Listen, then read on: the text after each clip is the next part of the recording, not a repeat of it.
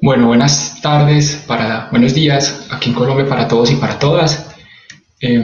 Vamos a comenzar con el seminario de Perspectivas queer y feminismo decolonial en diálogo con el marxismo. Les saludamos a todas y a todas y les agradecemos muchísimo por su participación en el seminario de hoy y esperamos que podamos entablar un diálogo ameno, donde de manera colectiva nos preguntemos si hay relaciones o cómo es el diálogo entre el feminismo decolonial, la teoría queer y el marxismo. Debido a que no todas las ponentes tienen dominio del español, vamos a llevar a cabo el conversatorio en inglés. No obstante, las preguntas, comentarios o apreciaciones las pueden formular en español debido a que desde la moderación se va a poder hacer la traducción. Por otro lado, buscaremos publicar el video con subtítulos en español o tener publicar unas memorias que sean 100% en español. Ahora, luego de las dos primeras preguntas que van a estar a cargo de nuestros 4 ponentes, vamos a tener un primer espacio para preguntas y comentarios. Desde ya les invitamos a que utilicen el chat de YouTube para que las vayan escribiendo. Luego, otras 2 preguntas que con eso estaríamos finalizando el seminario para tener aquí al final unos 25 o 30 minutos para volver a leer sus comentarios o volver a entablar las preguntas. A partir de ahora, entonces, vamos a comenzar a hablar en inglés. Yo voy a decir unas palabras en alemán para aquellos o aquellas que lo hagan. Guten Tag allerseits. Wir freuen uns, dass Sie anwesend sein können. Heute werden wir versuchen, einen Dialog zwischen decoloniale Feminismus, Queer Theory und Marxismus zu etablieren. Da nicht alle Zuschauer Deutsch sprechen können, werden wir von nun an nur noch Englisch sprechen. Sie können Ihre Fragen und Meinungen jedoch auf Deutsch schreiben, da ich sie ins Englische übersetzen kann. Wir bedanken uns und freuen uns auf eure Teilnahme. So now, as I said in Spanish and German, we will try to establish a dialogue between Marxism, queer perspectives, and the colonial feminists. We are not sure of the outcome, but we hope to have the opportunity to hear your thoughts. Now, I'll introduce you to Tom. He's part of our study and working group, and he will share a short presentation of the group and the seminar.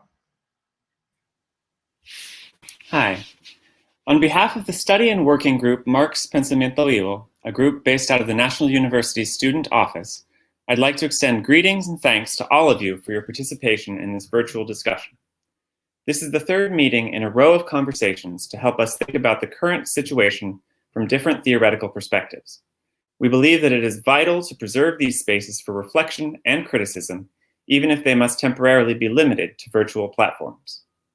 By keeping these spaces open, we engage in resistance against a discourse of social distancing that both mainstream media and governments promote, an attempt to distance us from collective construction as a principle of political, academic, and pedagogical work. Instead, let us uphold an ethic of physical distancing and social cooperation, building and sustaining politicized spaces of anti-capitalist resistance, wherein we can reflect on urgent social questions, such as those surrounding gender, sexuality, race, and colonialism. How do we combat patriarchy, racism, and capitalism? What have academics contributed to the understanding of these intersectional phenomena? In order to answer these and other questions, it is imperative that we familiarize ourselves with the main currents of theoretical production already underway, and see how different traditions address each other, where they converge, and what they may learn from each other. This task cannot remain merely academic, but must be made genuinely popular and participatory. Social, class-based, and oppositional movements must take hold of and metabolize these insights in order to further their struggles against the status quo and ruling elites. To that end, today we have the honor of hearing from Dr. Inga Nuthen, Dr. Denise Bergold-Caldwell, Gabby Caicedo Beltran, and Paz Acosta.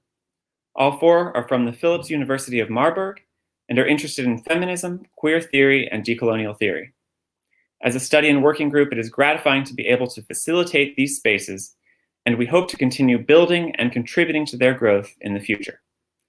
Now, I'll hand you off to Alejandro, who will be the moderator of our discussion. Thank you, Tom, and thanks to Juliana, to Manuela, to John and Fabian, who were also involved in the organization of this event. So now, to encourage the participation, we will have two questions, one for Denise and another one for Denise and Inga, sorry, and another for Paz and Gabby. Then we will have a break for questions or comment from the audience. After that, we will have two more questions for the speakers and extra time for the audience participation. Let me introduce you our speakers. We have first Dr. Denise Bergold-Caldwell, graduate in education from the University of Marburg, professor and researcher with the Center for Gender Studies and Feminist Futurology at the University of Marburg. Then we have Inga Newton, graduate in political science, professor and researcher with the Center for Gender Studies and Feminist Futurology at the University of Marburg. Then we have Gaby Caicedo Beltran, educational scientist, graduate from the University of Marburg, drag king and activist. And then we have Maria Paz Acosta, bachelor student in political science and economics at the University of Marburg.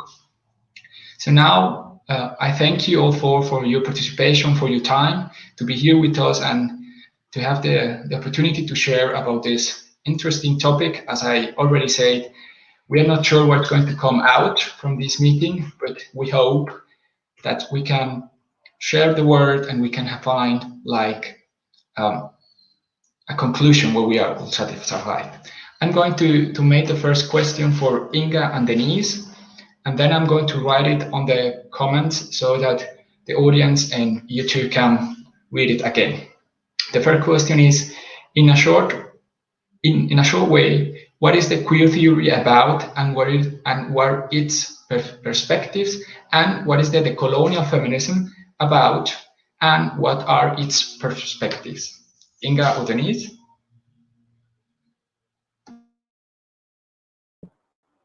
Well, first of all, let me thank you for putting this this space up. I'm really glad to to be part of it and to be part of all the things we had before. And now I try to talk about decolonial feminism, but it is important to remember that it's not just about theory, but it's about action. It's about activity, and it's about being active in social groups. So that's the funding of all these critical theories in Black studies, decolonial feminism, post-colonial feminism, and all that. So that is my first, and sure, it's not about social distancing, but like Tom already said, it's about social cooperation. So by answering the question, what is decolonial feminism? I want to start with the description what a decolonial perspective means. Decolonial perspectives address questions, analysis, and issues of the colonial order of power structures. So, since I and other activists and scholars, for example, Walter Mignolo, see post-colonial theory, the other theory that is like trying to figure out what is the colonial order of power structures. He divided between decolonial perspectives and post-colonial perspectives, and post-colonial perspectives, in my opinion, try to figure out, they talk about representation, discourses, and the so-called science of the post-colonial order. But there are also materialist reflections. Yeah. But the main difference between the two of them, for me, is a somehow dialectic thinking that sees the start of colonialism entangled with what we in Europe or in the whole world call the epoch of enlightenment. So decolonial theory starts the framework earlier in the 15th century, while post-colonial theory is often said to start in the 17th or 18th century. But there are some differences. I just want to cut it short, so that's the way I try to point out what I see as a difference. For both of those theories, modernity in Europe, with its starting capitalism, its civic order of gender ratio, and the exploitation of the enslaved others, are entangled. But for decolonial theorist Walter Migliolo, the colonity of power is the center of this dialectic. And this started in the 14th or 15th century, when imperial Europe reached the global south, especially what we now call South America. Albeit post and decolonial frameworks and actions want to overcome the colonial order of things, decolonization is a far more pushing point in tackling the structures built up by modernity and its globalization.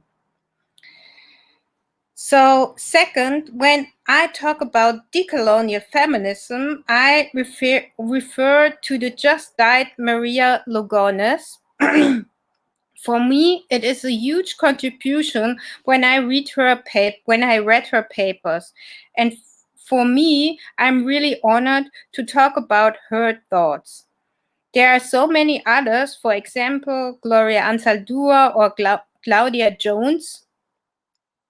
Maria Lugones, although centers her thinking in what she calls the colonity of gender, and we can talk about that later. I try to cite her, and it starts with beginning with the colonization of the Americas and the Caribbean, a hierarchical dichotomous distinction between human and non-human was imposed on the colonized in the service of Western men. Lugones points out. Other dichotomies were also at stake, but most of all, the hierarchical distinction between humans and non-humans.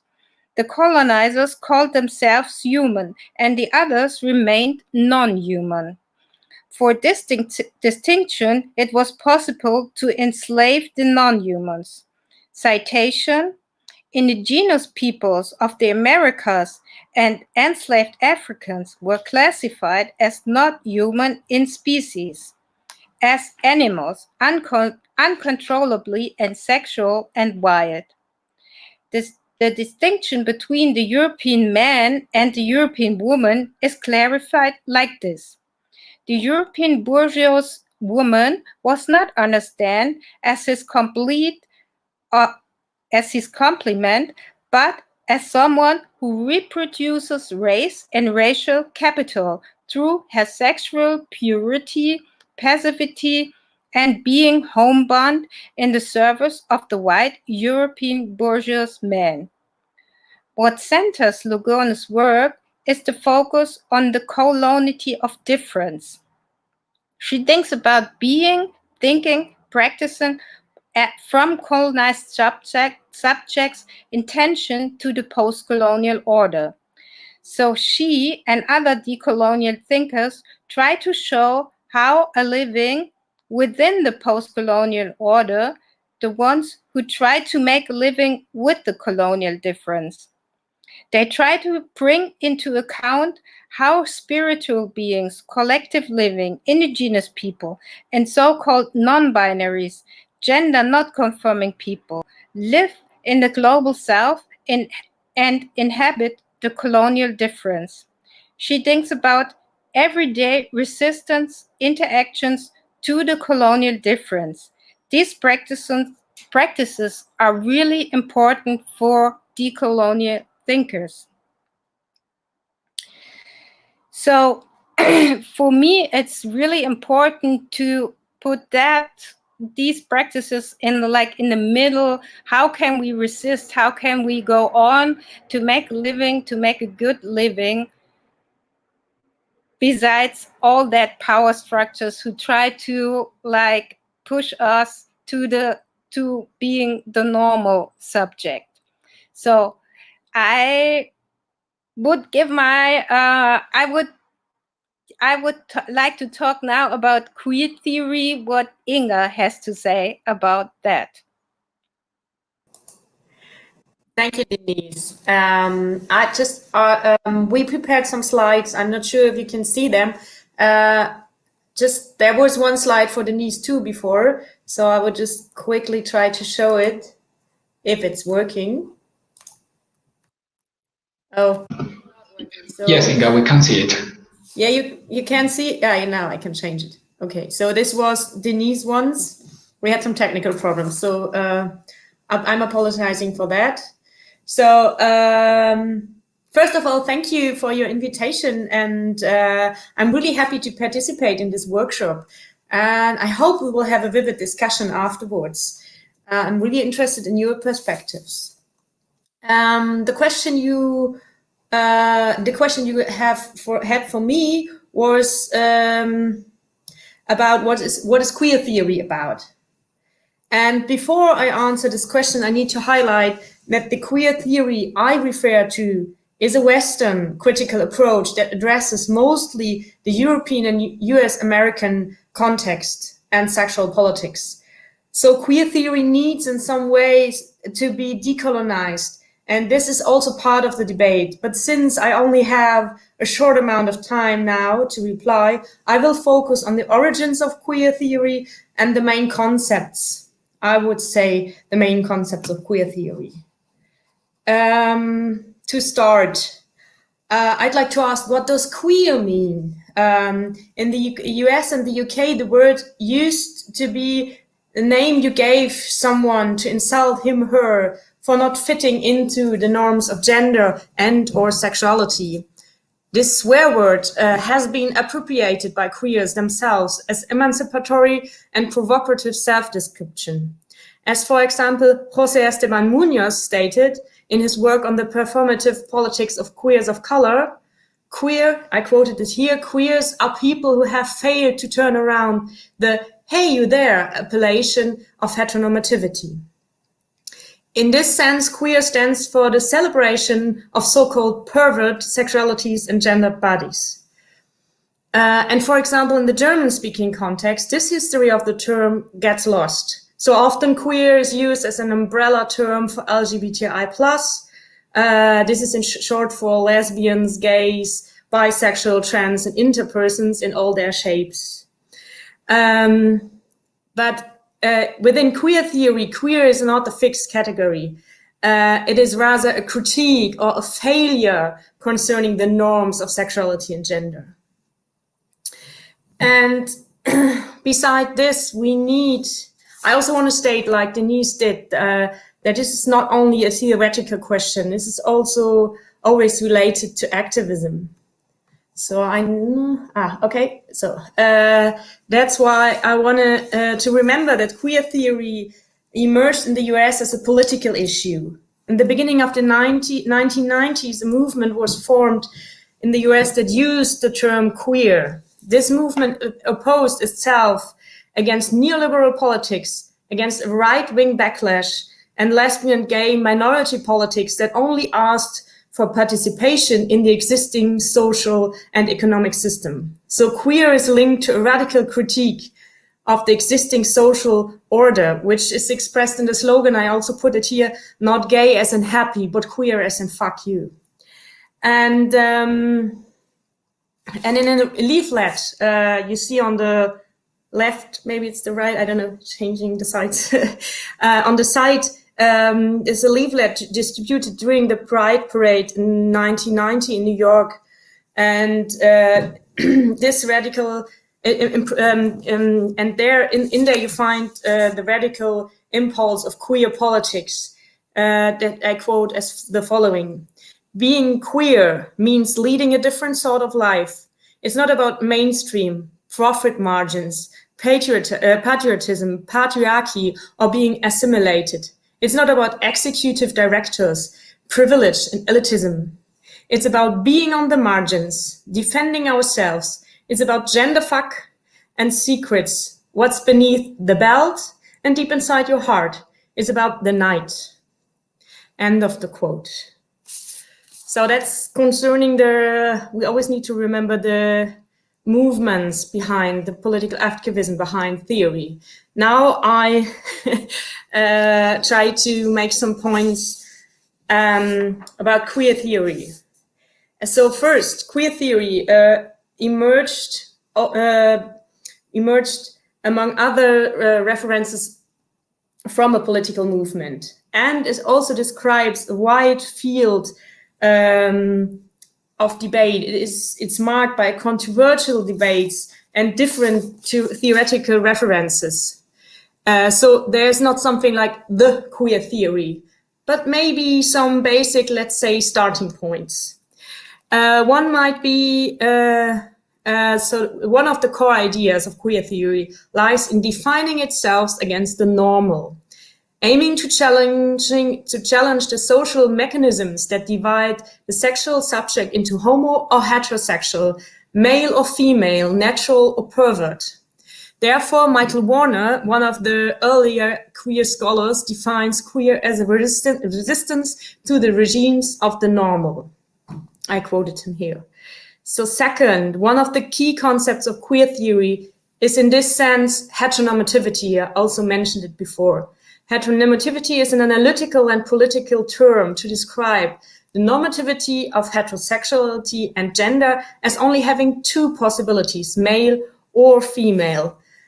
At this point, I like to highlight that this critique of the interconnectedness of heterosexuality and binary hierarchical gender relations has been subject to lesbian feminist theories before queer was at stake. For example, in the work of Monique Wittig. We cannot talk about this more, but I always need to want to highlight this. So queer theory argues that the world that we know is a heteronormative one. That means all our thinking, our concept, the social institutions and rules are essentially marked by a heteronormative sexual order. Michael Warner named it the default heteronormativity of modern culture.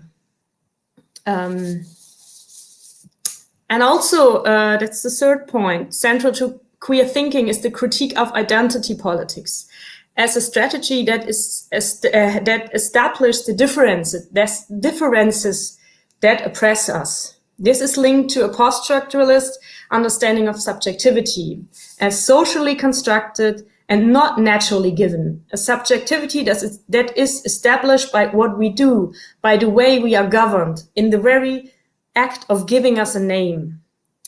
Therefore, the concept of identity as given and fixed is challenged by queer theory. Queer does not describe a given group or identity, but a failure towards the norm of gender and sexuality. This means that from a queer perspective, there is no natural, real or given gender identity, no original that can be copied. As Stuart Butler, one of the most known US references to queer theory, argues, gender can be neither true nor false, neither real nor apparent, neither original nor derived. And to cite Butler again, it is therefore essential to affirm the contingency of the term queer. So it's an all open term. It's not closed. In this spirit, Casey Cohen argued in an important essay on intersectional perspectives towards queer theory that the radical potential of those who live on the outside of heteronormativity consists in working towards the destabilization and remaking of our identities. And Cohen also not only referred to what we might think first of as queers, like homosexual, trans, and interpeople, but also she refers to the sexuality of Black women, which is also always conceptualized as something not normal. That's an important point she made. And a last point I want to mention is that queer theory also includes a critique of neoliberal sexual politics that involves gays and lesbians by giving them access to the institutions of domestic privacy, such as marriage. So gay marriage is not something queer politics demand. It's something they critique for its conformativity with the existing social and economic system. Thank you, Gab. And Lisa Dugan invented the term homonormativity to describe such politics that understand equality as something we can achieve by access to the free market, to patriotism, to marriage. So Dugan estimates marriage as a strategy for privatizing gay politics and culture for the new neoliberal world order.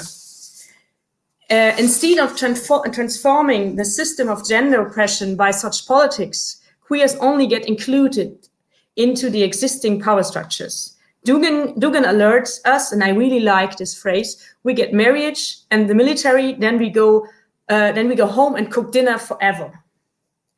So to conclude, queer theory, from my point of view, shows us that gender and sexuality are political, not natural questions. It's not about nature. It's not about the private. It's about the political. And that sexuality and gender are produced by social relations, by the state, by the concept of family, or politics of citizenship, and so on and so on. So I hope I could make myself a bit clear about this short introduction on what's queer theory about. Thank you. Thank you, Denise, and thank you, Inga. I think this was a first approach to both perspectives. I think we have like a very good first view of what it means, one of them. For now, I remember to the audience to use the chat on your right side from the YouTube channel to make comments, to make questions. You can say if you want to target a question to Denise or to Inga, or then to Gabi or Paz. So now for Gabi and Paz, again, I'm going to read the question and then I'm going to write it down. Gabi, Paz, what is the difference between decolonial feminism and any other feminism? And what is the difference between queer theory and feminism? Or maybe, can we include queer theory inside feminism? Hola a todos, todas. Qué gusto estar acá. Muchas gracias por la invitación. Alejandro, gracias por tu pregunta. No, I'm going to talk in English. Sorry, I forgot.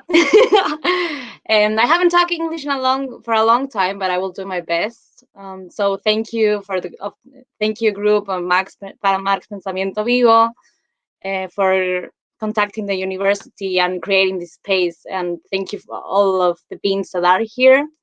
So Alejandro, regarding your question, for me, the difference between decolonial feminism and any other feminism is a perspective.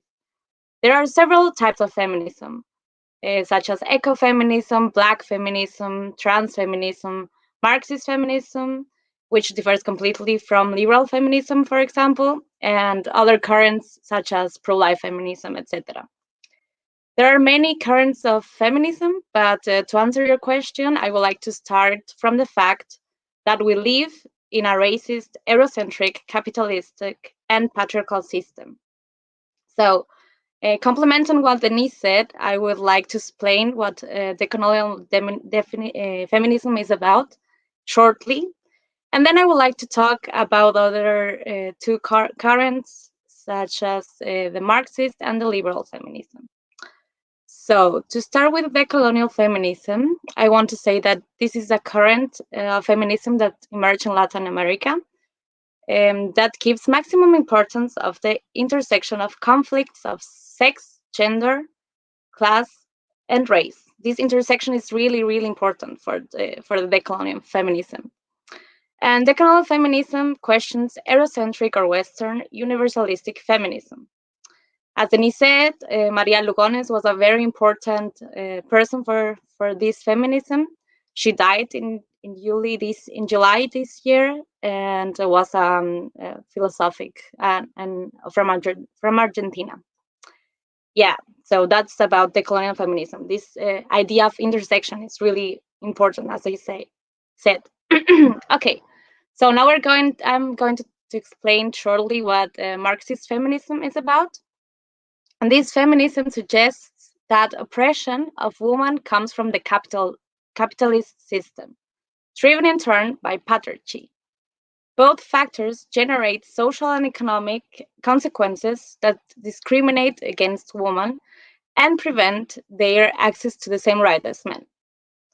So that's on the one hand. And on the other hand, I wanted to compare this with the liberal feminism, which differs from the Marxist current, for example, suggesting that thanks to the capitalist economic system and economic liberalism, women can become independent and free themselves from the oppression of patriarchy. Is it clear? So I want to highlight this activism resistance to the capitalist system from the decolonial and the Marxist feminism. Yeah, and yeah, that's so. As you can see, with the short analysis of these currents, decolonial feminism and Marxist feminism make this active critique of these capital systems in comparison to the liberal feminism, and that I would say it's the most important thing. And yeah, Gabi, I give you the word then. Hello, everybody. Thank you also for the invitation. I'm really excited to be here with you and share this place. So, first of all, I want to present myself as a queer non-binary person. And I'm also Colombian, that means Latin American. And that's why these two themes cross my life. And I'm going to talk about my experience and how I see that these two theories that are also, we're talking about life, we're talking about people who are living in this world and who are fighting against these oppressions that come through the colonialism. So as already Inga, Denise, and Paz said, feminism and queer theory are trying to deconstruct and to understand the different power structures that we have in our modern times. So if we see this as a political issue, that it's important to live, because if we start thinking that the world, how we understand it, it's because how the history happened, how the power structures develop, and how people lives start being unequal. So if we put these two theories together, the queer and feminist theory, feminism talks more about the liberation of women. They talk about the liberation of gender, so as queer theory, but queer theory give also a space to other gender identities, different as only men and women. They start giving a space to people try to understand themselves in our structures through different eyes, like putting putting these classifications in consciousness, what it means to be a man, what it means to be a woman. I really identify as one because I feel like a woman or like a man, or do I identify myself as something else? Which person do I like? Which person I want to spend time with, like sexually, or a lovely relationship? Every of these questions are important, because the classification of being a man or a woman is a colonial classification. So when the genocide happened in Latin America, the colonial thinkers and the colonial white cis men came to their territories of Black and indigenous people, and they put this thinking in a way that they haven't the opportunity to spread their culture. Like the indigenous and the Black culture and the heritage, they erased it. Like they didn't exist, but gender and the classification of gender in other cultures did were understood differently. And nowadays, in other cultures, we can find other kind of gender identities like the queer theory, but because we live in a Western world, the queer theory have a lot of power, and that's why we have now the opportunity to identify as queer. But this of the third gender is something that already did exist before the colonial side. So it's important to know there are different cultures to have different kind of understanding how gender works. So these theories are all Western theories. So feminism, not decolonial feminism, feminism and queer theory that put like the life of the people in words that you can read and you can study. But decolonial feminism and other kinds of movements, like if you talk about the queer movement in Latin America, you're going to talk about the marica movement. Like there are all the maricas who are fighting for their life to go on the streets and live the life that they want to live in a really oppressive and systematic world that put in the law who deserves to live and who doesn't deserve to live. So it's also like race, and it's also like ableism, like everything, like it's put it in the people write it and let some people to profit more than others because they have more opportunity to be part of this norm, this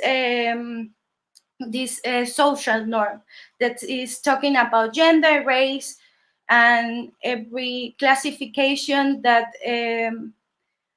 put the people like in difference, what it's developed or not developed, what it's wild, what's not wild, what is better, what's not better, and so on and so on. So for me, the queer theory and feminism have many things in common, but we still need to think that these are all things that happen in the academia, that happened all about the thoughts. And that's the difference with the decolonial feminism. It comes from the resistance of the people who are already fighting since the colonialism came. The people who are fighting for their lives and giving them to still live in the way they're living and not in a Western way that was putting by not having an option.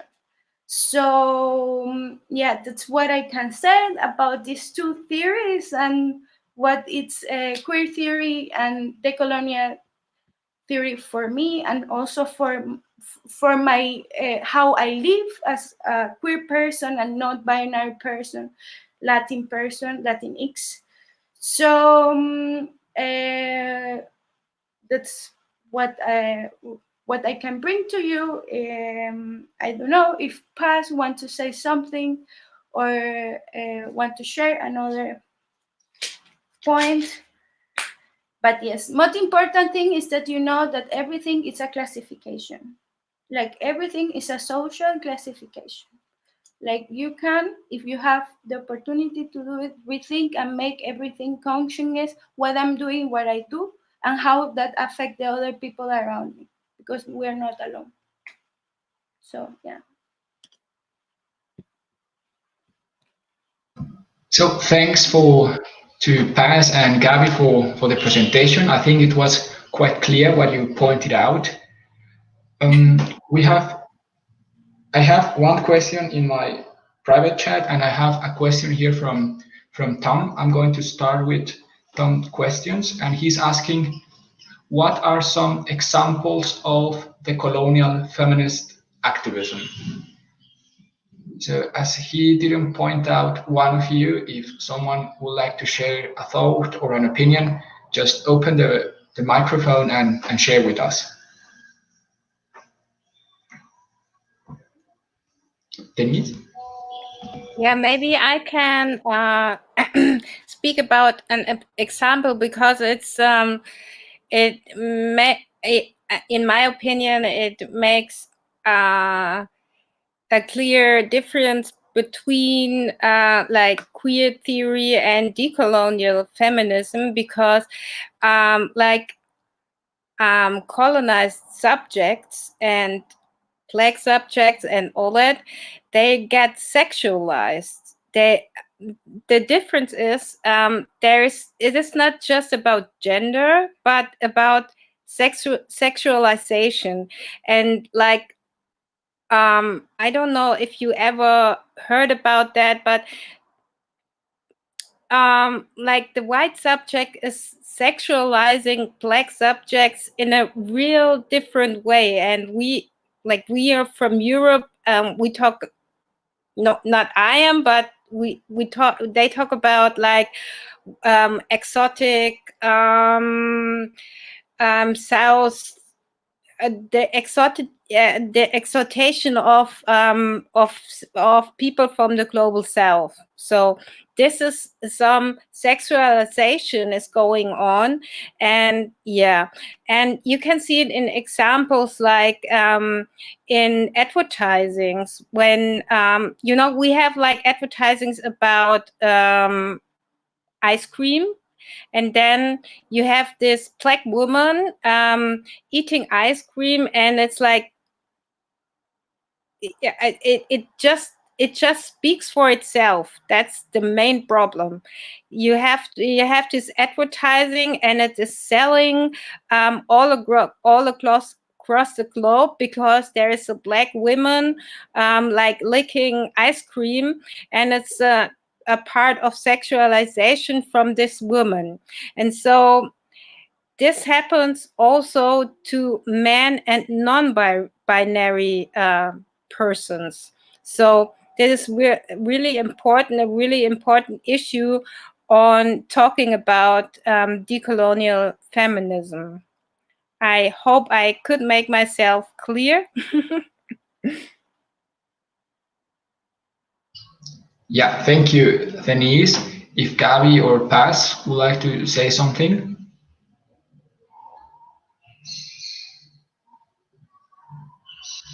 I would say it's all about this perspective, where it comes from. Like, if you are, if you think about a feminism that includes this intersectional problem, like the class, race, gender, that is a decolonial activism feminism. I can talk for my experience. For example, like, I live in Marburg, and I have a problem with this word activism, because I think my whole life has been an activism, but in a political way, so to say. We make events here and talk about these perspectives and these dialogues to open these spaces like this space right now, and then talk about this activism from this perspective.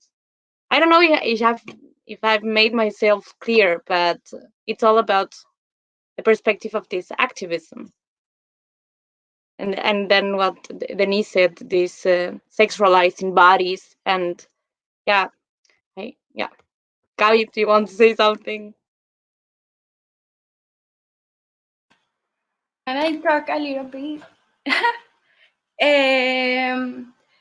I also would like to say that the colonial practice is the music, and it's also like knowing where it comes from, because our ancestors have been doing spirituality and music as something that is doing a resistance to put in our realities what they have been through, like the slavery,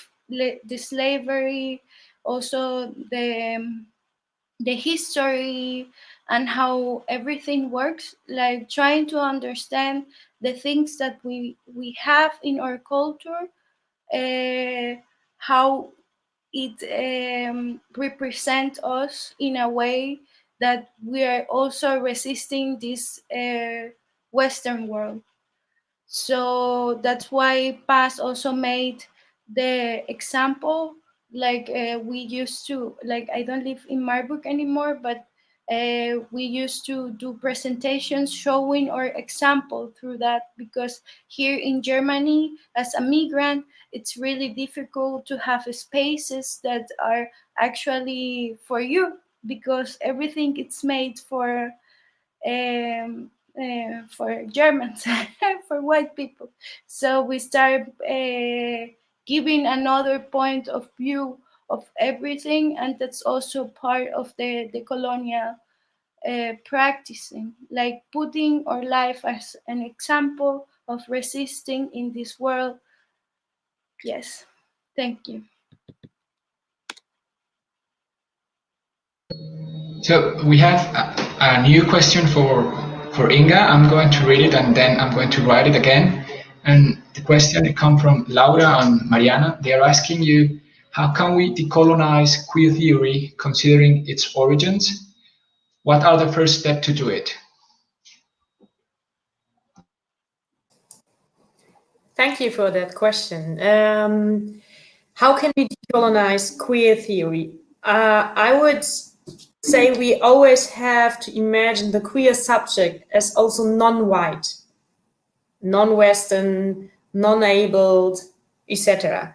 So one way to, I would say, and it's not my idea in the first place, it's something people demand from queer theory, from queer studies, and also from queer politics, is to reflect on the origins of queer theory as some, and to see who has been the activists.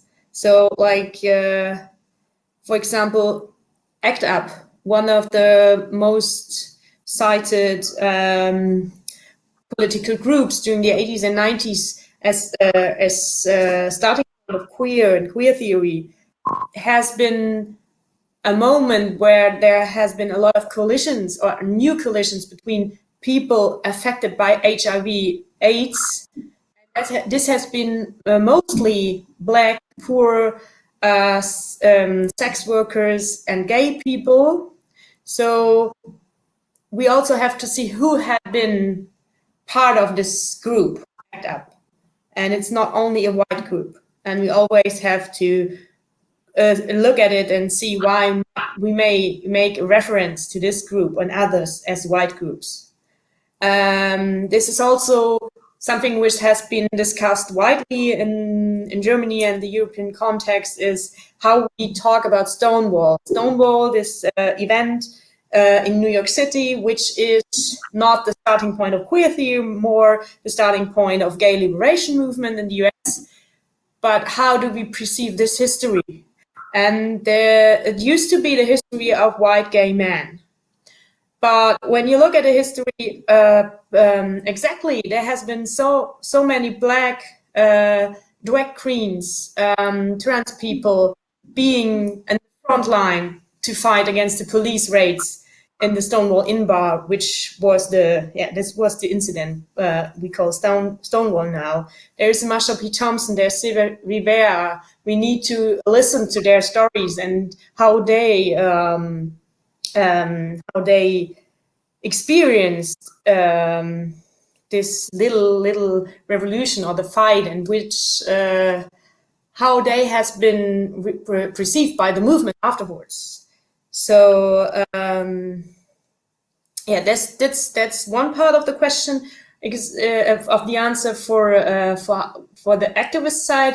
And I would also say we also have to look, when we see queer theory as a theory emerged in the US in a academic setting, but there always have been voices of color within this field. So we can also, I would always say that the Congo River Collective statement, something which is really cited a lot in the European context for intersectionality, is also part of the queer archive, because they stated their identity politics as Black lesbians. And we also need to take this, make it a part of our archive. Yeah, and there would be so much to say, but this is about the origins, and I think we have to give more space to the non-white perspectives of queer theory. Yeah, so I hope it answers your question. Thank you, Inga, and thanks. If Gabby or someone else would like to say something about this question, yeah, Denise, and then we will continue with other 2 more rounds of questions, and we already have 2 more questions from the audience. Those 2 are going to be the first 2 questions for our next break. So, Denise? Yeah, I think we have to, like, within queer theory, we have to think about the colonial, patriarchal, and Western-centered order that we have right now, and we have to, like, we have on the one side ask about identities who are who should be considered normal and such, but we have to also tackle the structures. We have to, like, I don't know, see how, like Angela Davis is saying, how prisons are, or the prison industrial complex works all around the globe, and is putting, like, Black people or colonized people in real danger, like we see in the Black Lives Matter movements now. That's like another, I think it's like on different levels. It's on the structure, and it's on, like, people on the normal day living basis. So I hope I could make myself clear, and if not, just ask.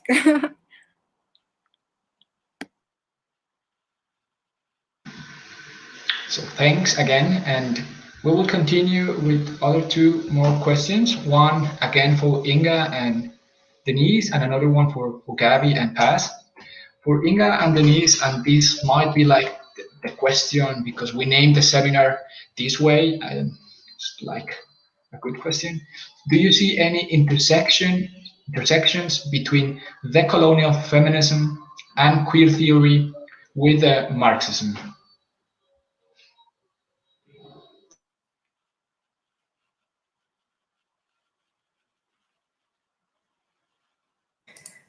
Okay, so this time it's me starting. First of all, I'm not convinced of a strict separation of the question of class and the question of sexuality and gender. The radical queer movement emerged within left Marxist environment. Some queer and queer feminists directly addressed the blank concerning sexuality and gender within anti-capitalist movements. I already decided the Congo River Collective for it. Besides, we need an intersectional approach to social critique. Sexuality, gender, and class are interwoven. These are not separate categories. Gabi made it really clear. Some queers are workers, some workers are women, some queer workers are black, some black workers are women, and so on. So it's not, we cannot separate these categories, and we cannot separate as Denise said, the structures.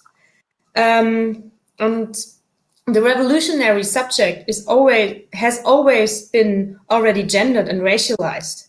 That's why gender, sexuality, and race and class need to be thought together.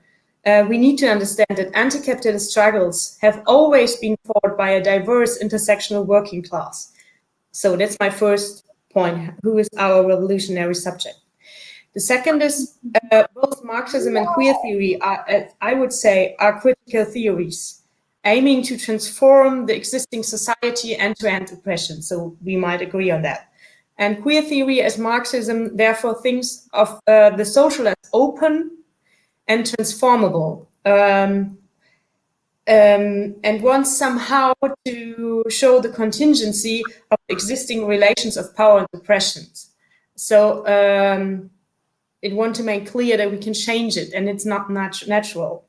Agenda, and I want to clarify that that means for me gendered behavior and sexual desire. It's not given socially, it's socially produced. And this is also applicable to class. Not nature, but society does introduce differences that have material consequences. We could say gender as well as Ware, goods, does have a fetish character.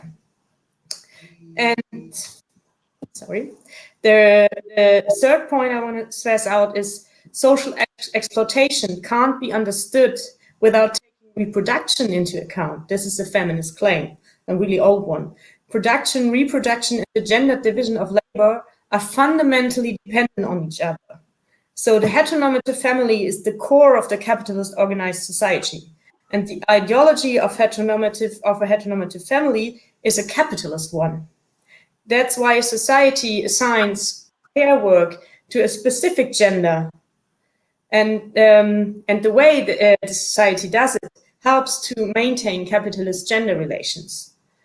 And a short comment I want to make concerning recent developments.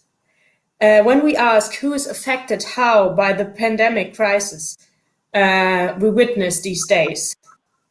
So we need to take anti-capitalist, decolonial, and queer feminism into account to understand the multiplicity of crises.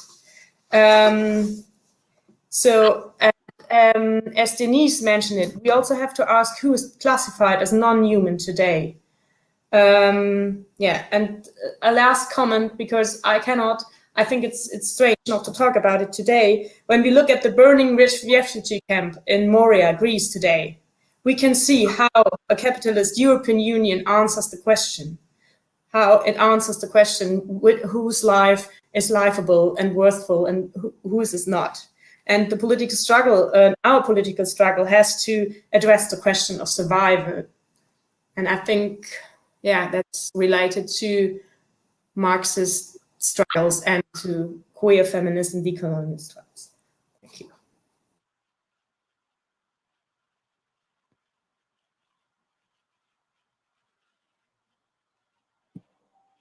Should I now?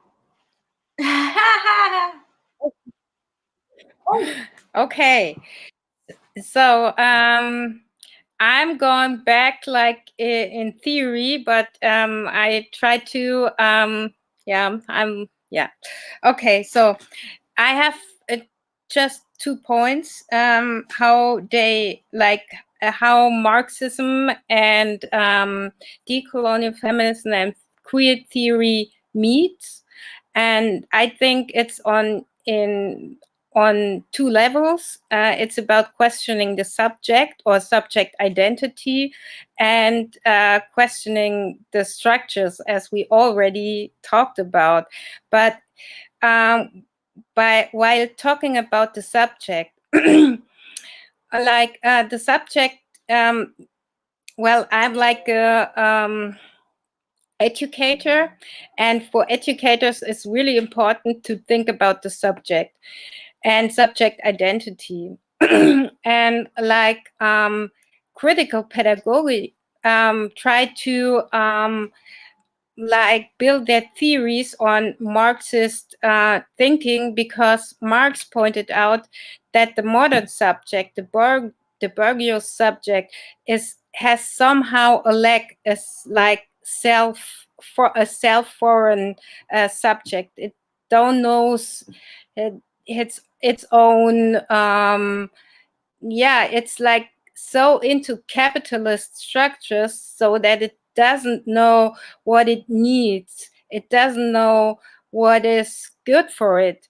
And so these pedagogic try to point out that people have to learn or relearn what they need, and how they can make a good living, and not just being in these structures of working, going home, sleep, working, going home, sleep, and all that.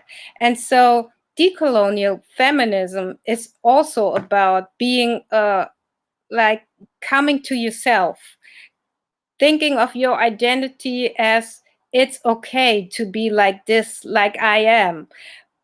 And so I think this is the point where they meet, and this is something real empowering. And for me, in my seminars and all, it's really important to talk about. It's really important to talk about this, because it strikes people on an everyday basis. Okay.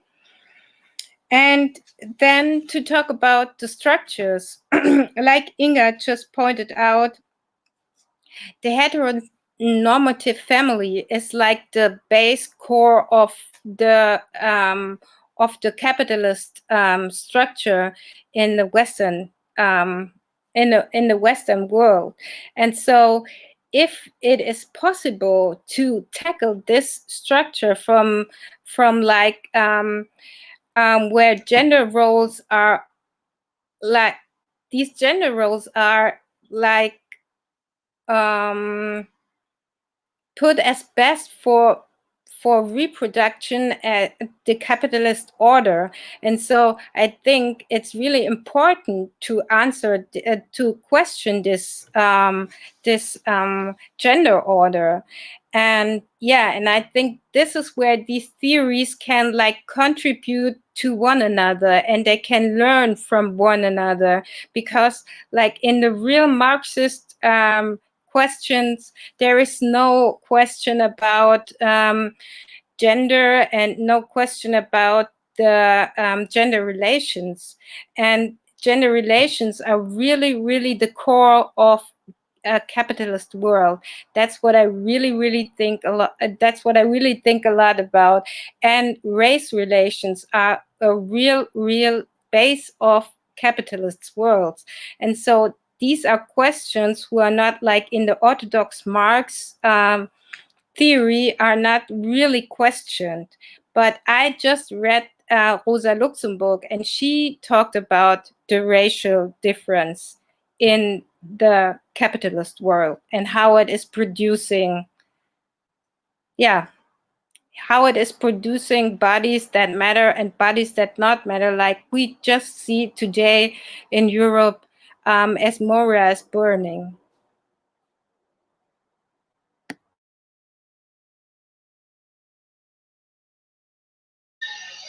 Thanks to Denise and Inga. I think it was quite clear, and I hope that the audience can reply you or ask you more about this specific topic. Then we have the last question that we made from the work and study group for Paz and Gabby. And it says, do you think these theories, I mean the colonial feminism and the queer theory, are also thinking about a comprehensive political, social, and economic change? For example, do you think that abolishing gender necessarily implies a revolution along any of these other axes?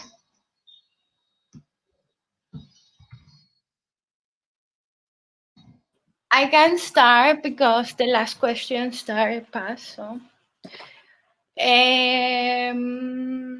So I really think that both theories are are going to have a political, social, and economic impact in the world, because these theories are not theories, they are lives, there are people who are living this, there are people who are fighting every day for going out to the streets the way they are and risking their lives because they want to survive in their territories.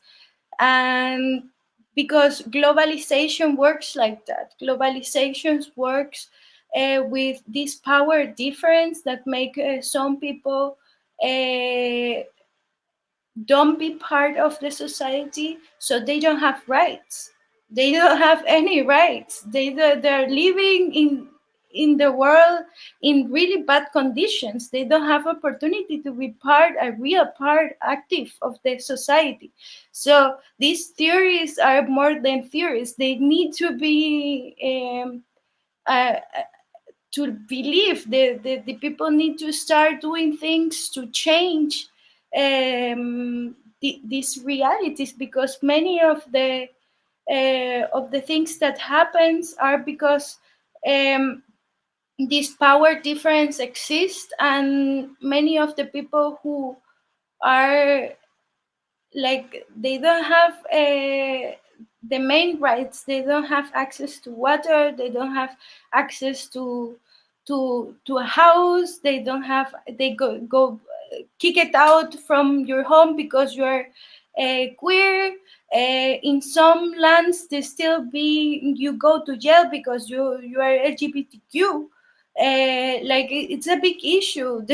Like, if we talk about this, we need to understand that we're talking about the people's lives that are surviving this world, who are who are sharing experience and talking really loud to say we need to be heard, we also need to be part, we also need spaces to talk. So it's a really political, social, and economic issue. So everybody have access to the rights that they deserve. They deserve dignity. Dignity is what they need to have, because we're living beings and we need to share the space. And to know that these colonial structures and these classifications make us different through the law. And if we're talking about human rights, they need to be for everybody. And we need to stop exploding. Yeah. So that's for my side. So we need revolution. We need the gender revolution. We need the race revolution. We need every kind of revolution that make us understand that we're living in an unequal world, that globalization is an issue and colonization haven't ended. They'll still be here. So we need to raise our voice. So I give the word to Bas so she can say something. Thank you, Gabs. Yes, I would just compliment what you said, and I would like to talk about history. People, let's really learn from history and change it. As Javi says, we're still living in a colonized world, and let's learn from it. Racism is based on discrimination against bodies, and Eurocentrism is based on discrimination against products and knowledge of these bodies. And I'm not talking about let's romanticize the knowledge of the old civilizations or something like that. But let's make a change in those civilizations and learn from them with the new ones. And yeah, as I said, like, we are still living in coloniality, and the state and the law are a result of the history of the society that is continuity of the coloniality. For all this, it is that I believe and I want a decolonial feminism that leaves all the racist, Eurocentric, patriarchal, capitalist, and these heteronormative norms aside. Decolonial feminism, queer theory, and Marxism question these norms, its structures, categorizations, and the system we live in. Obviously, they won't change. These theories are the reflection of people's lives, as Gabby said, and people who want to change the social, educational, political, economic structures, the way we conceive the world. Yeah. And I want to really emphasize this questioning that these categories seek to generate a real social change. Because if we don't question where we come from, we can't change as a society. Yeah, and that's what I wanted to say regarding your question, Alejandro. Thank you, Paz. Thank you, Gabby, and also thank you to Denise and Inga. That were the questions we prepared from our studio group. We already have 4 more questions from the audience, and before I made the first one, I would like to ask Santiago Giraldo to write the question again because it's not very clear what he meant. So now the first question is from Sebastian and is for Gabby. And when Gabby was talking about the Maricas movements here in Colombia, and he's asking, do you consider that this movement, the Marica movement, have been invisibilized? And what are the principal ideas of the Latin America drag and feminism movements?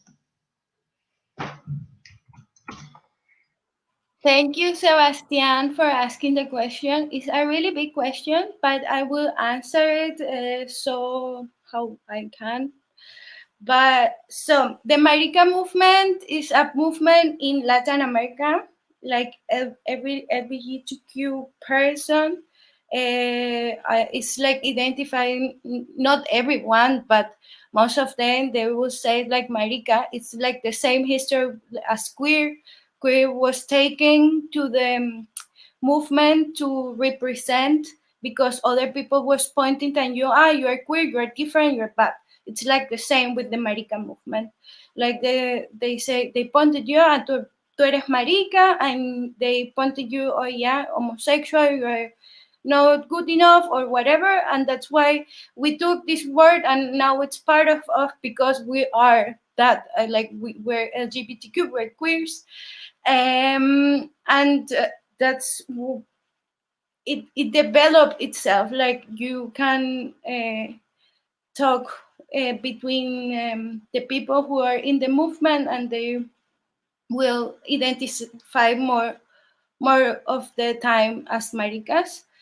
So how it's the movement in Latin America or the drag movement, if have been invisibilized? I don't think it's invisibilized because like it's really present. Like you can see how it how is there. Like there are many people who are queer, and but the globalization make it like that it's not like the boom, because it's the spaces are not always made for us. That's why it's not a present. But I think doing drag is something that it's really political. And if you see the performance of the drag people in Latin America, they're always really political, because going in the streets as a non-binary person, as a trans person, as a drag performance, it's not safe. Like you're really exposing yourself, and that's why in so a violent continent as Latin America, as all the parts of the world, but now we're talking about Latin America, living as a queer person or living as a drag performance is also like a confrontation. It's a fight, and also as everything works, some of the things have more attention than others, and drag queen have been a really big scene because how the like how the show works. You see, RuPaul's is also a drag queen, some more of, not all the kings, some kings, but not many kings. And in the same scene, it's also really hard to find kings. And we have a collective of Latin American drag kings who are trying to visualize that doing drag king is also something that is happening, and we are united, like we are all around the world.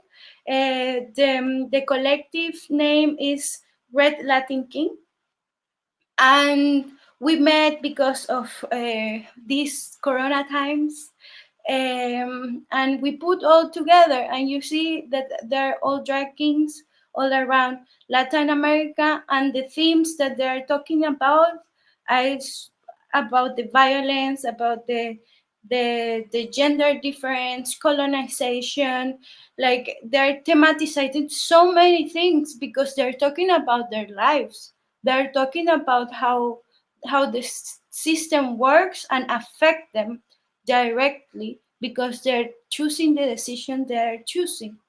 Like they are artists, they're making art, and it's really interesting to see um, how this kind of art give the opportunity to show other perspectives. And yes, and how the principal ideas of Latin American feminism is decolonial feminism, also with the earth, and how it's not exploding the subjects, talking about different living beings, not only person, also the nature. I think it's seeing also our body as a territory. It's something that is from Latin America movement that start hearing us, start hearing how our body is telling us, because we're so in the capitalist time and in the capitalist world that we don't have the opportunity to start hearing what we really need. Like if we want to do something for the environment, we need to work less. So we are going to produce we won't produce so much CO2. Yes, like it's one of the main things that should happen so the environment can be better. So I'm starting going with the with our time, with our body. What do we need to be good and not have too much? Because if we start thinking like that, so we can start sharing and don't wanting to have everything in at the same time. And I think that is something that I learned about Latin American feminism, also community. Like we are all in this together. Like we need to fight, we need to come together and understand each other's stories so we can fight the system and find something that that is really represents equality. And the revolution will start with ourselves. We start with the people around us. They start rethinking all the stereotypes and everything that we have learned and to broke this colonial thinking. So I try to make myself short because it was a really, really big question. I hope I make myself clear and I answer you. But if somebody have more questions or want to know more the names of the collective, or if I need to say more, write it at the comments. I will be happy to answer more things. So thank you, and Yeah. Thank you, Gabi. And we have another one for Paz. This one is from Maria del Carmen Alvear, and she wrote it in Spanish, but we translated it. And the question goes, how can we influence, or what do you think, how can we influence public policy to achieve equity? Okay, thank you for this question, Maria del Carmen. Okay, I really think that the socialization, the education that people receive are very important elements to generate that questioning I was talking about, the last question. And I think without this questioning, if we don't realize that we live in an unequal world, how can we generate equality then? And so to say, we are the minority. We are the ones that are questioning the system. And that's why I think we really, as Gabi said, we need to begin the revolution in ourselves. And then we have to create unity for me. And then we can make this resistance together. Como decimos en español, la unión hace la fuerza. Union makes the force, I think.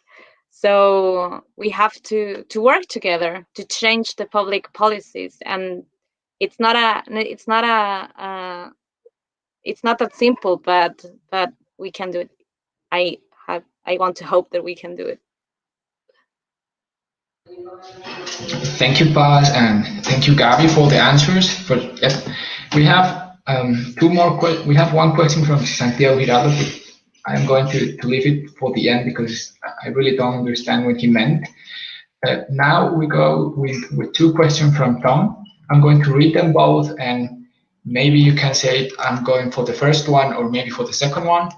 The question are, is it possible to draw an analogy between decolonial theory and what in Orthodox Marxism was called the national question? And does it make sense to consider women an internal colony?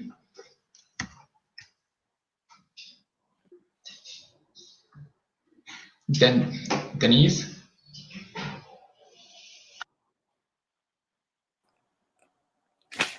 Well, I saw the question and I did some thinking about that, and I think what Marx is trying to figure out in the national question is exactly a race question. It's like biological reproduction on behalf of race. And if we put it that way, then you can have an analogy to decolonial feminism, because they try to talk about the issue on behalf of sexuality, which is like stuck together or intersecting with race, because reproduction is always one part of the power structure. And if reproduction is like in a specific race or national understanding, then yeah, you can make an analogy. But national as it is now, you can have like, I'm German, but no one thinks I'm German because I'm black. But that changed from like what we had before, when Marx was talking about national national the reproduction of the nation. So yeah. And for a second, can we call women like, are they the internal colony? I think it's a little bit I don't like to talk like some white women in the white feminist movement called themselves the N-word, because they want to compare, they want to show how much they are like slaved to their husbands. But I think it's not right to use a word which is specifically pointing to colonization, to slavery, and all that stuff, to use it for white bodies, because it's not it's not the same. But in terms of when you think about the white woman on the bourgeois structure, she had to be like always passive and give the love and be there for her husband. Yeah, then you can call it colonization, because she was colonized by her husband, because she wasn't the subject at all. So I hope I could make something clear. So yeah.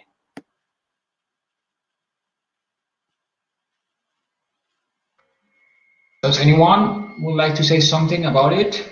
Inga, Gabi, Paz?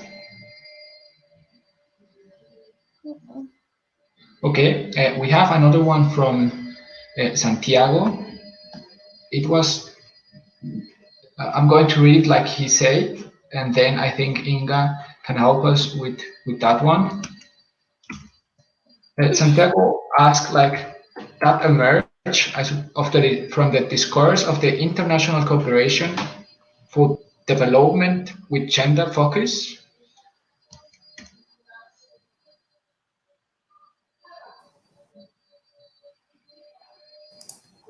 So, if I understand this question right, it points on development politics that see gender issues as a way to democracy, that see gender equality as something the Europeans, the Western part of the world, has to bring to the Southern part. This could be one critical point, how gender is used to stabilize global hierarchies. And the other, when you think about corporations, is also for capitalist and also for nationalist project to say the Western world is so advanced in compared to other parts of the world, because there's so much gender equality. We have so many LGBTIQ rights. And this is something just before named homo nationalism.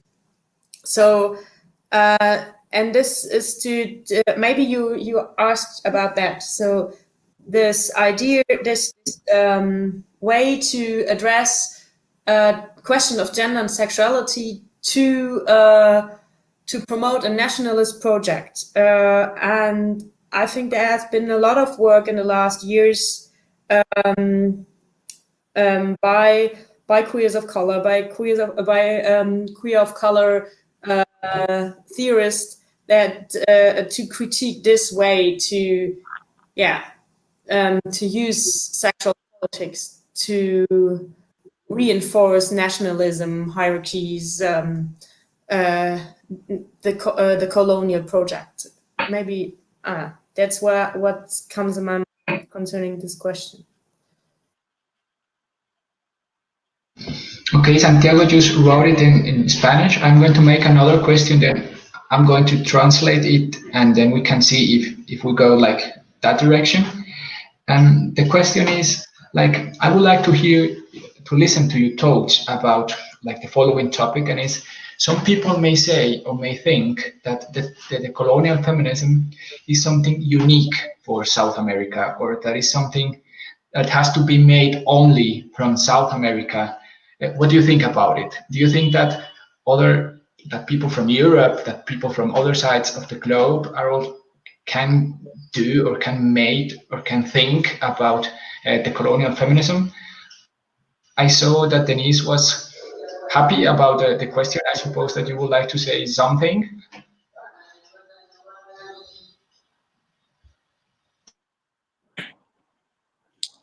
Yeah, but because I think it's a real big issue that we are in the Western world always have access to some knowledge, and even to like what we call radical knowledge from the global South.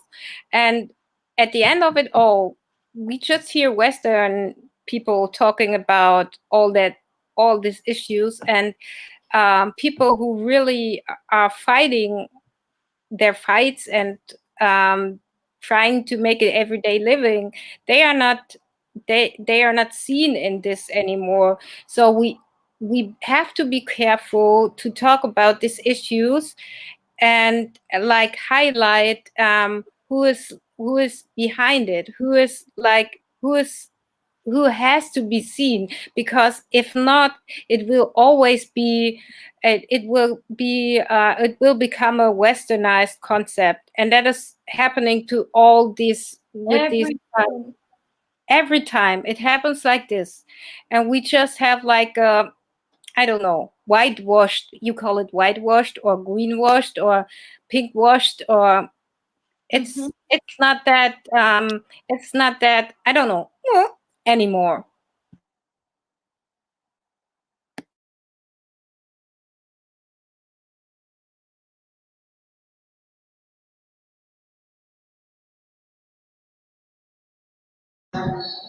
Thanks.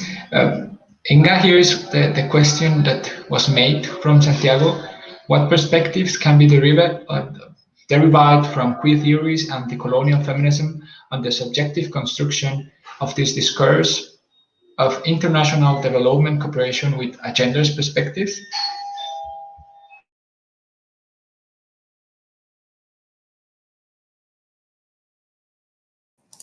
I do have to think on the subject.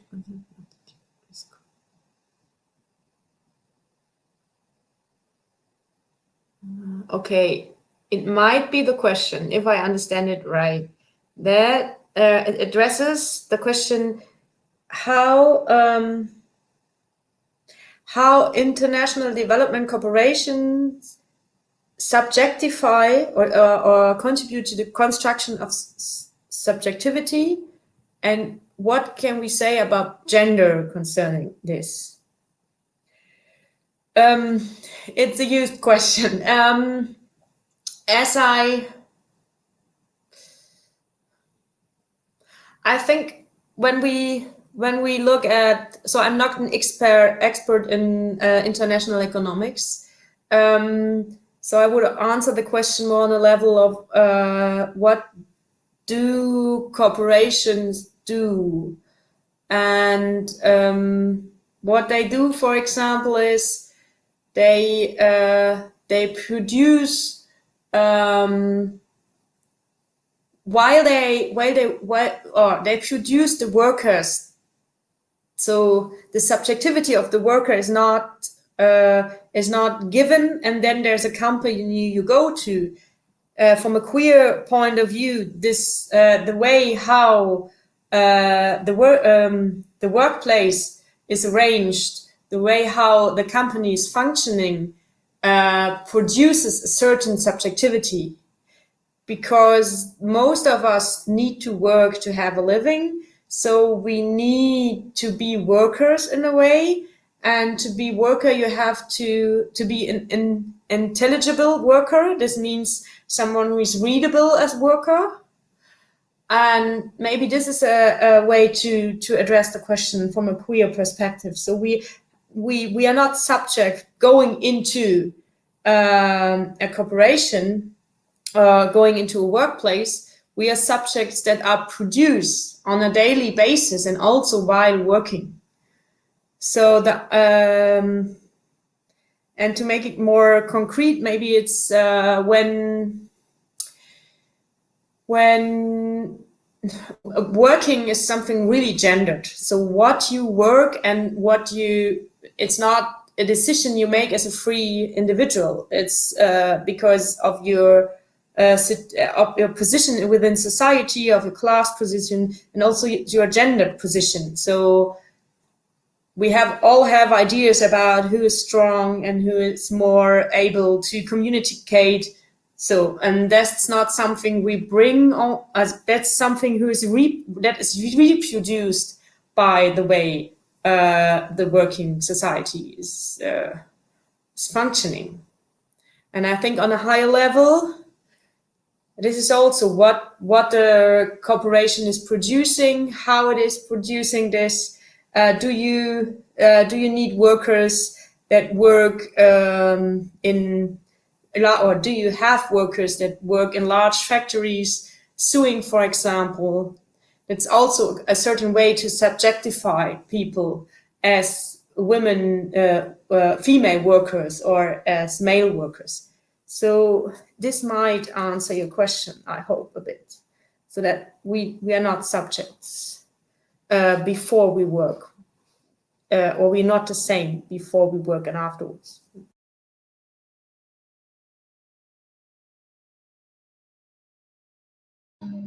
Thanks, Inga. And we have another question from Juliana, and I hope we can all answer it. She's asking, what do you think are the most complex challenges we deal now to build social, economic, and political transformation from these points of enunciation? I mean, from the decolonial feminism, from the queer perspectives, even from the Marxism, what are these big challenges that we have to deal right now with?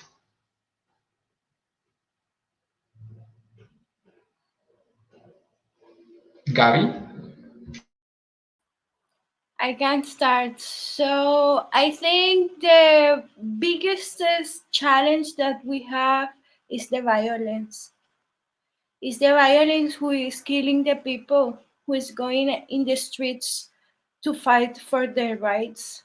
I think that's the most complex challenge, because the violence we live in our society, it's in so many different perspectives, touching ourselves as a persons, that this is the most biggest challenge, because the people are not going outside sometimes because they're scared to be killed, to be denounced. So they need to go back to their home countries where they can't. So we need to start thinking how to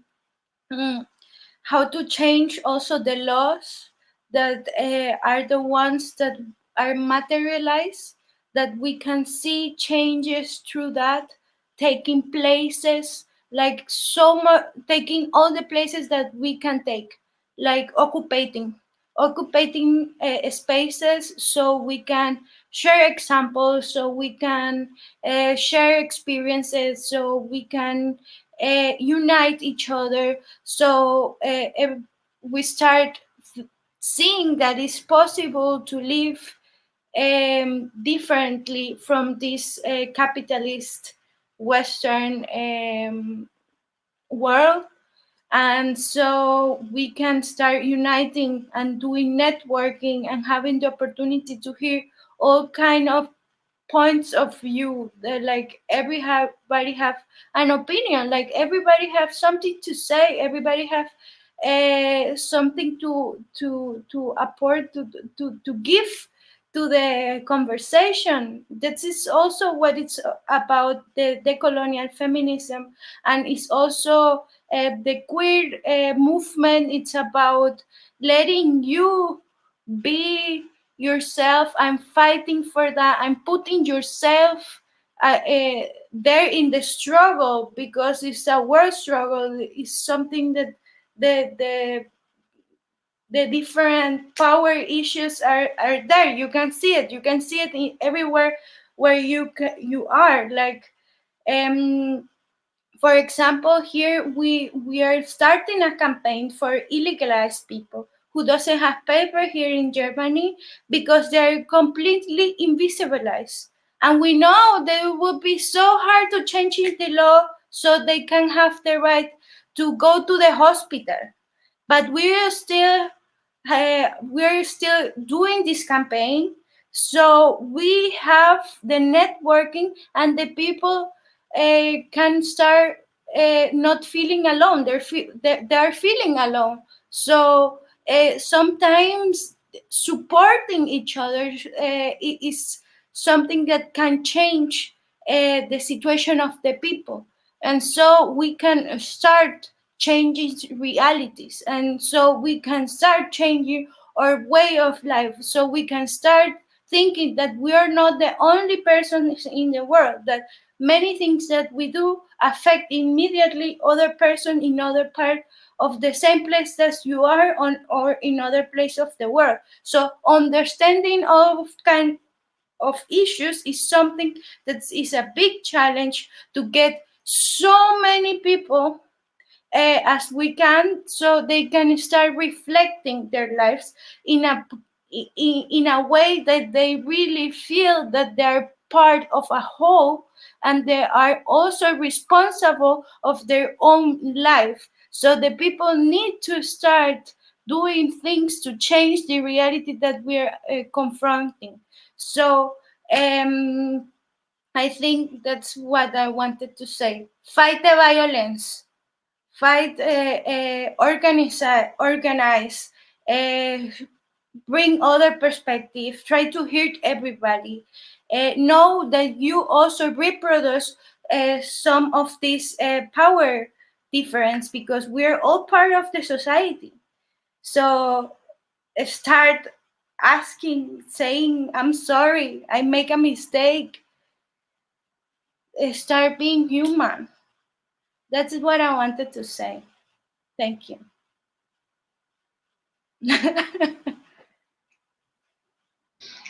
Thank you, Gabi. Maybe Denise, Inga, Paz would like to share something? I think Abby said everything I wanted to say. I would have said no.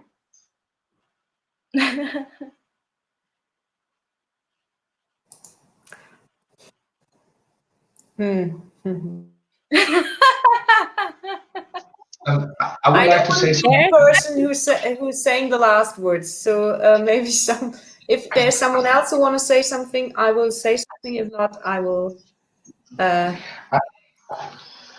From a Colombian perspective, I would like to say something. Two things, maybe three. And from trying to involve the Marxism in the discussion more, I would like to say that to build critical theory or critical thoughts here in Colombia, it's a big risk and a big danger for a lot of people, because it's every day, like to talk about these topics every day is a danger, because we are living in a state where everything that thinks different, everything that is different to this status quo is going to be danger, and we have to deal with that. But it's like a task and a labor for all of us to keep doing it. It's necessary to contribute this kind of way, to this kind of thinking, and I think what we are doing today is part of that. A second thing is like the relationship between praxis and theory. I think that's maybe more for the Colombian side, that we need to build another kind of academy. We need to build another kind of university. We can't have a university I'm going to talk about our university or the universities in Colombia that are inside them, that just care about their problems or their theoretical problems. We have to do something. We have to involve more social movements. We have to involve more the community in the way we think university and the way we think academy. And for the last one, it's maybe more complicated. I think one of the big challenges we have today is to rethink and the constant lecture of the reality. And I think for that is Marx a good start. I think Marx gives us a way to understand the system, but we need to understand the system, and also we need to do something to the system. We can't like stay in our comfortable chairs and talk. We also need to bind it with the praxis, and I think that's the invitation that we are also making today between all of us. That's maybe Inga. Would you like to close like this part? Your closing words were very perfect. Let me do like we had a last question for the one who would like to answer it.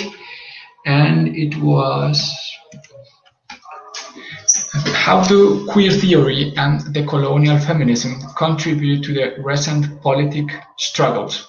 How do political struggles to inform, build queer theory and decolonial feminism?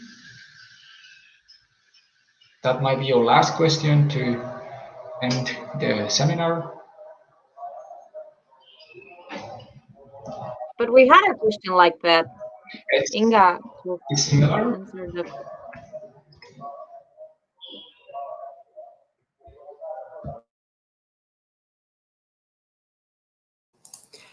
I think it's the question about the division of political struggle and academic debates. So maybe we can just say each of us shortly something.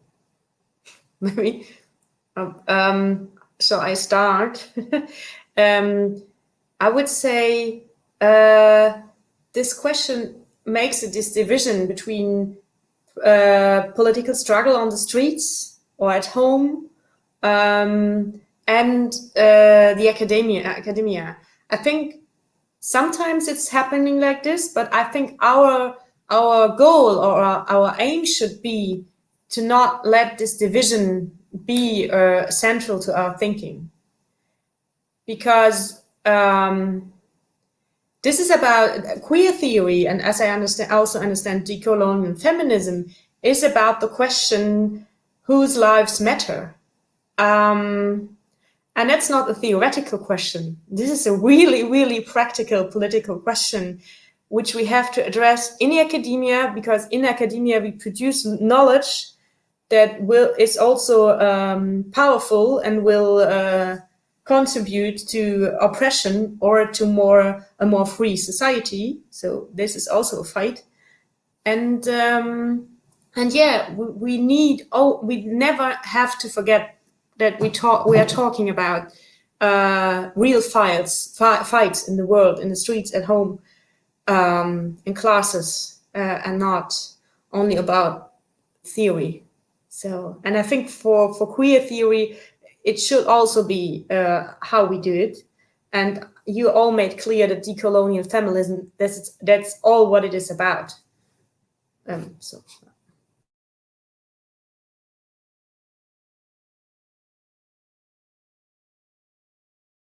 I would just like to say, and as Gabi said already, like to conceive ourselves as humans and question everything we've got, question our environment where we're living, and doing the best we can of it, like questioning are we having equality, are we having minorities, are we having people who are scared, as Gabi said, because of the violence we're living in. And then the academia has also to consider these questions and then make something about it. We have to, all of us have to make something about it, and then we can change the academia, and then we can change politics and everything.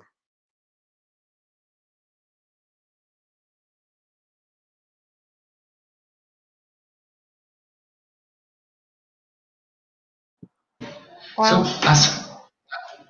sorry, No. Okay. I want to come back to there's a bird in my room. That's why I'm like turning my head. I'm really sorry, but yeah, okay. I'm gonna catch it later. Yeah, I wanted to come back to what you mentioned. We need like a university or academia that addresses a community, and it's a community-based academia, because if you like try to do it like Paulo Freire, like this is a huge pedagogy, somebody in decolonial pedagogic, and he tried to teach people, indigenous people, communities, and all that stuff, and you know that better than I am. But if you put it that way, there would be no difference between like on the one hand academia, on the other hand the political structure or the political struggle, because then you can like transform society into something we all are engaged, and we are all trying to set up an equal society. But we have to do that through not always thinking about being, and not always thinking, okay, this is the one thing and this is the other thing. So, but how they relate to each other, how they are combined. And I think it's a good way to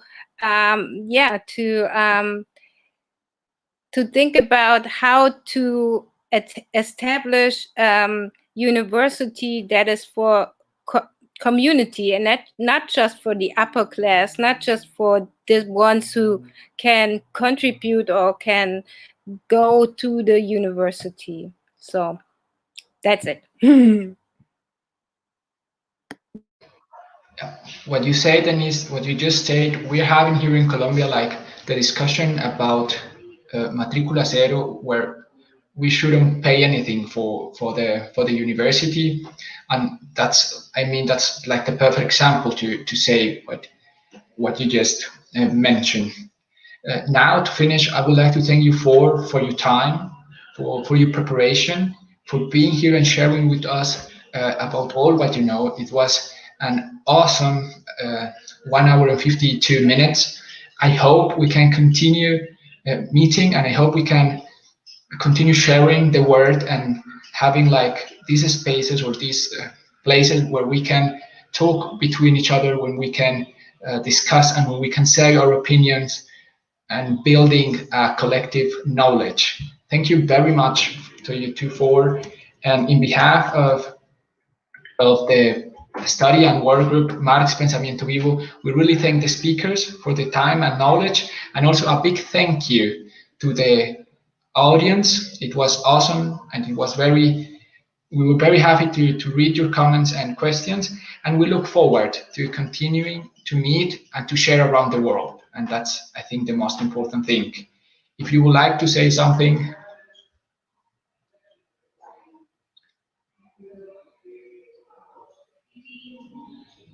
Thank you, everyone. Thanks to the University of Marburg, of the University of Columbia for contacting us. I really hope we stay in touch and that we can continually do something like this. We need to create these spaces, people.